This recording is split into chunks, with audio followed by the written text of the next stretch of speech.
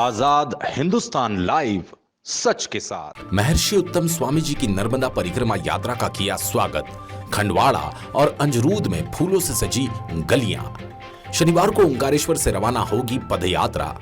नर्मदा के प्रदूषण और उसके आसपास पर्यावरण को बढ़ाने के उद्देश्य से निकल रही यात्रा। सनावद नर्मदा की दशा और उसके आसपास पर्यावरण बढ़ाने के उद्देश्य से महामंडलेश्वर द्वारा नर्मदा परिक्रमा शुरू की गई, जो 90 दिन का पड़ाव पूरा करने के बाद शुक्रवार को क्षेत्र में पहुंची, जहां जनप्रतिनिधियों सहित ग्रामीणों ने पलक पावड़े बिछाकर संत श्री का स्वागत कर आशीर्वाद लिया। बड़वाह विधानसभा के प्रवेश द्वार खंडवाड़ा में नर्मदा परिक्रमा कर रहे महर्षि उत्तम स्वामी की अगवानी विधायक सचिन बिरला ने की। विधायक बिरला ने स्वामी जी परिक्रमा वासियों का भव्य स्वागत किया और स्वामी जी से आशीर्वाद भी प्राप्त किया। विधायक बिरला ने स्वामी जी के उद्देश्यों के अनुरूप नर्मदा को प्रदूषण से बचाने, पर्यावरण संरक्षण का संकल्प व्यक्त किया। पदयात्रा में मुख्यमंत्री शिवराज सिंह चौहान के अनुज नरेंद्र सिंह चौहान सहित 182 यात्री भी स्वामी जी के साथ परिक्रमा कर रहे हैं। इनमें 41 महिलाएं भी शामिल हैं। यात्रा के स्वागत के दौरान मानधाता विधायक नारायण पटेल, भाजपा नेता नरेंद्र सिंह तोमर, दिग्विजय सिंह तोमर, संजय अवस्थी, महिम ठाकुर, सन्नी भाटिया, मोहन मलगाया, प्रभात उपाध्याय सहित बड़ी संख्या में ग्रामीण उपस्थित थे। ग्रामीणों ने पुष्प बिछाकर स्वामी जी की अगवानी की। ग्राम अंजरूद में महाप्रसादी वितरण किया गया। संत ने बताया, परिक्रमा का उद्देश्य स्वामी जी ने बताया कि राष्ट्र कल्याण, सनातन धर्म की पुनर्स्थापना, पुण्य सलीला मां नर्मदा को प्रदूषण से मुक्त करने के उद्देश्य से नर्मदा परिक्रमा पर निकले। स्वामी जी ने निमाड़ क्षेत्रवासियों का आह्वान किया कि नर्मदा के पवित्र जल में कचरा, प्रदूषणकारी वस्तु न डाले। मां नर्मदा हमारे जीवन की रक्षक है। स्वामी जी ने कहा, नर्मदा की पवित्रता और पर्यावरण की शुद्धता के लिए जन जागरण अत्यंत आवश्यक है। इसके लिए नर्मदा तट के मंदिरों में सत्संग का आयोजन किया जा रहा है। स्वामी जी ने बताया, नर्मदा परिक्रमा का श्री गणेश बुधनी विधानसभा के आंवरी घाट से 14 नवंबर 2021 से हुआ और समापन वापस आंवरी घाट पर ही 1 मई 2022 को होगा। यात्रा 180 दिन की है और 90 दिन पूरे हो चुके हैं। यात्रा का अगला पड़ाव नर्मदा तट स्थित कोठी पर होगा। यात्रा प्रभारी तपन भौमिक ने बताया, नर्मदा परिक्रमा यात्रा 3445 किलोमीटर लंबी है। यात्रा मध्य प्रदेश के 16, गुजरात के 3 और महाराष्ट्र के 1 जिले से गुजरेगी। यात्रा के प्रत्येक पड़ाव में पीपल, आंवला, बरगद, त्रिवेणी का रोपण किया जाता है। आश्रम का शेरू भी कर रहा है परिक्रमा। उत्तम स्वामी के साथ जहां बड़ी संख्या में श्रद्धालु शामिल हैं, वहीं स्वामी जी के हरिद्वार के मुख्य आश्रम का शेरू भी पूरी यात्रा में पैदल पैदल स्वामी जी के साथ चल रहा है। वहीं शेरू के इस यात्रा में शामिल होने पर ग्रामीण भी उसकी भक्ति और नर्मदा की शक्ति पर अपनी बात कहते हुए अपनी अपनी प्रतिक्रिया व्यक्त कर रहे हैं। आश्रम से जुड़े सदस्यों ने बताया, शेरू हरिद्वार में महाराज जी के आश्रम में ही रहता है और यात्रा के दौरान पहले दिन से पदयात्रा करते हुए यात्रा कैसे शामिल हो गया। वहीं यात्रा में शामिल होता देख कई लोग अचरज भरी नजरों से देखते हैं। वहीं कई लोग उसकी भक्ति की स्तुति करते हैं और उसकी सेवा का जिक्र करते हैं। ग्रामीणों ने किया रंगोली बनाकर स्वागत। स्वामी जी की यात्रा जैसे ही खंडवाड़ा पहुंची, ग्रामीणों ने अपने घरों के बाहर आकर्षक रंगोली, फूलों की वर्षा कर स्वामी जी का स्वागत किया। वहीं के ग्राम अंजरूद में भी देखने को मिला।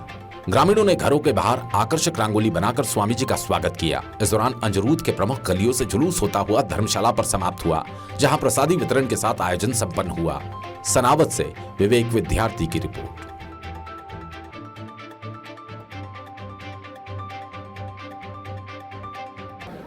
पर्यावरण शुद्ध रहे, नर्मदा दूषित न हो, हमारे सनातन धर्म को वापस पुनरपि समाज के अंदर जो मूल रूप है उसका संदेश दिया जाए, इसी को लेकर हम मां नर्मदा की परिक्रमा कर रहे हैं। ये स्वामी जी कितने दिन तक चलेगी ये यात्रा? ये अभी 1 मई तक यात्रा चलेगी। 14 नवंबर से शुरुआत हुई और 1 मई में समापन है। मैं सभी देशवासी सभी को आह्वानित करता हूँ कि 1 मई को पूर्णाहुति है। मुख्यमंत्री महोदय भी रहेंगे उस पूर्णाहुति में, सभी गणमान्य नागरिक रहेंगे। मैं आप सभी को 1 मई को निमंत्रण देता हूँ। स्वामी जी कहाँ से स्टार्ट हुई है यात्रा? ये बुधनी विधानसभा, हमारे मुख्यमंत्री की विधानसभा से, जहाँ लोग आवली घाट है, उस आवली घाट से शुरुआत हुई है। स्वामी जी कहाँ समाप्त होगी ये आवली घाट में समापन वापस? कितने दिन का है समय साहब? ये सब पूरा 180 दिन की यात्रा है, उसमें से 90 दिन पूरे हो गए जी। अगला पड़ाव कहाँ पर है? अगला पड़ाव ओंकारेश्वर में है। माँ भगवान आज रात्रि का विश्राम वहाँ कोठी में है और माँ ओंकार नाथ के चरणों में रहते हुए आज और कल दिन भर हम लोग वहीं रहेंगे।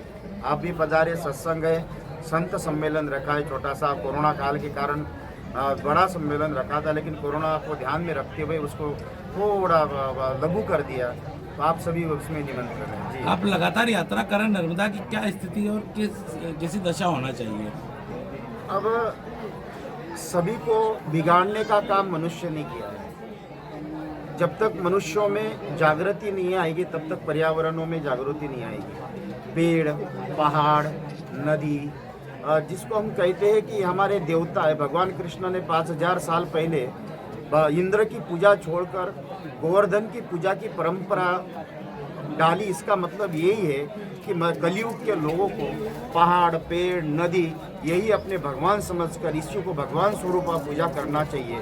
लेकिन आज ग्लोबल वार्मिंग पूरे विश्व में संदेश और संकेत और सावधान किया है कि भाई सावधान हो जाइए, अगर इसी तरह से चलेगा तो पृथ्वी एक दिन नष्ट हो जाएगी।